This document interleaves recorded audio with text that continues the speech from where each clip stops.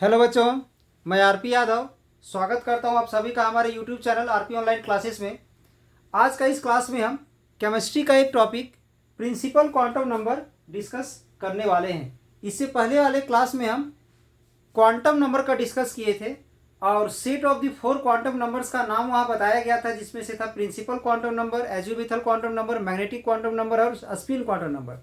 तो आज उसी में से एक प्रिंसिपल क्वांटम नंबर का हम डिस्कस करने वाले हैं। तो बताया गया था वहाँ पर कि प्रिंसिपल क्वांटम नंबर क्या है, प्रिंसिपल क्वांटम नंबर किन चीज़ों को रिप्रेजेंट करता है, इससे इलेक्ट्रॉन के बारे में किस किस प्रकार का इंफॉर्मेशन हमें मिलता है, उन सभी चीज़ों को बताया गया है। ध्यान दोगे। It is denoted by N, इसे हम लोग एन से डिनोट करते हैं।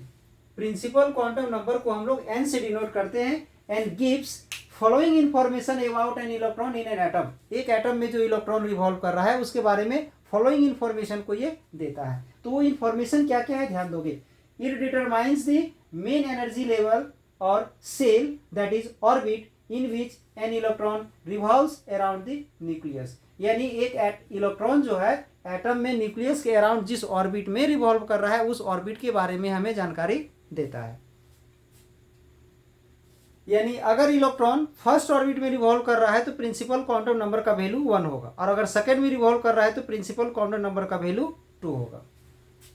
It determines the energy associated with an electron. मतलब अगर एक इलेक्ट्रॉन किसी ऑर्बिट में रिवॉल्व कर रहा है तो कितने एनर्जी के साथ रिवॉल्व कर रहा है, उस समय उसका एनर्जी कितना है, इस एनर्जी का जानकारी भी हमें देता है। और उस एनर्जी का फॉर्मूला हमारा होता है En equal to -2πa² m into e⁴ z² divided by n² z², जिसमें से ये m क्या है, electron mass of the electron है, ये चार्ज है, हमारा चार्ज ऑफ इलेक्ट्रॉन है, और ये एटॉमिक नंबर है, जिस एटम का इलेक्ट्रॉन है उसका एटॉमिक नंबर है, और ये मेरा नंबर ऑफ ऑर्बिट है, और ये मेरा प्लैंक्स कांस्टेंट है। ठीक है। इसके बाद it determines the average distance of the electron from the nucleus in a particular shell. यानी किसी भी पार्टिकुलर सेल में न्यूक्लियस से उसका जो डिस्टेंस है उस चीज़ के बारे में बताता है, या सीधे से कह सकते हैं अगर वो किसी ऑर्बिट में रिवॉल्व कर रहा है तो उस ऑर्बिट का रेडियस के बारे में हमें बताता है। यानी यहाँ पर लिख सकते हो radius of orbit in which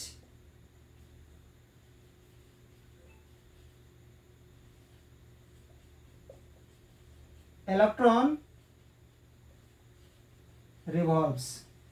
electron जिस ऑर्बिट में रिवॉल्व करता है उसका रेडियस के बारे में ये हमें बताता है। नेक्स्ट है it determine the maximum number of electrons, maximum number of electrons in a shell या इन ए पार्टिकुलर सेल। किसी भी पार्टिकुलर सेल में मैक्सिमम नंबर ऑफ इलेक्ट्रॉन्स की जानकारी भी हमें मिलता है, जो 2n² से पता चलता है। यानी ध्यान दोगे यहां पर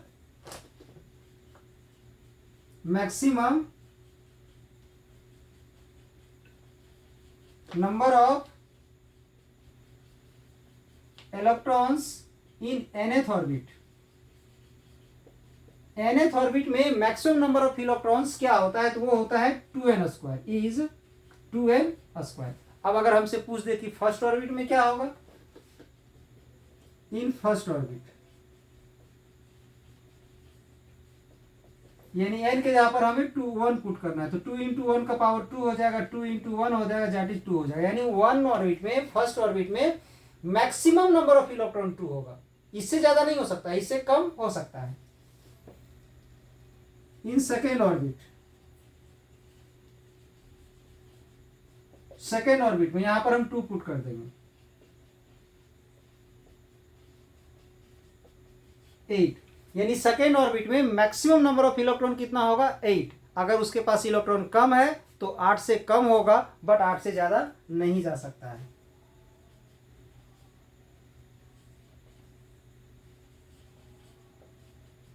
थर्ड में, अगर थर्ड में लेते हैं तो यहां पर हम 3 पुट कर देंगे, 2 इंटू 3² 2 इंटू 9 यानी 18। यानी थर्ड ऑर्बिट में मैक्सिमम नंबर ऑफ इलेक्ट्रॉन 18 होगा, दैट इज या तो उसमें 18 इलेक्ट्रॉन होगा या तो उससे कम होगा। अब इसी प्रकार से इन फोर्थ ऑर्बिट, फोर्थ में लेंगे तो यहां पर 4 पुट कर देंगे,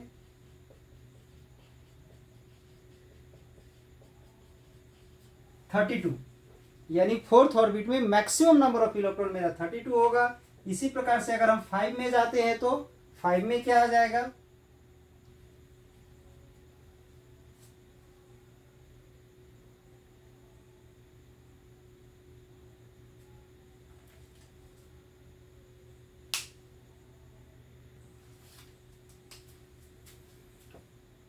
फाइव का स्क्वायर है इसमें 25, दैट इज 50 हो जाएगा। इस प्रकार से किसी भी ऑर्बिट में मैक्सिमम नंबर ऑफ इलेक्ट्रॉन्स हम फाइंड कर सकते हैं। ये था हमारा प्रिंसिपल क्वांटम नंबर का छोटा सा एक वीडियो। तो आज का वीडियो आप लोग को कैसा लगा, इसके लिए चैनल में आप लोग कमेंट्स बॉक्स में लिख करके भेज सकते हैं। और अगर आज का वीडियो आप लोग को अच्छा लगा हो तो चैनल को सब्सक्राइब कर दे, बेल आइकन को दबा दें और लिंक को अपने दोस्तों को शेयर कर दे ताकि वो भी इसका लाभ उठा सके।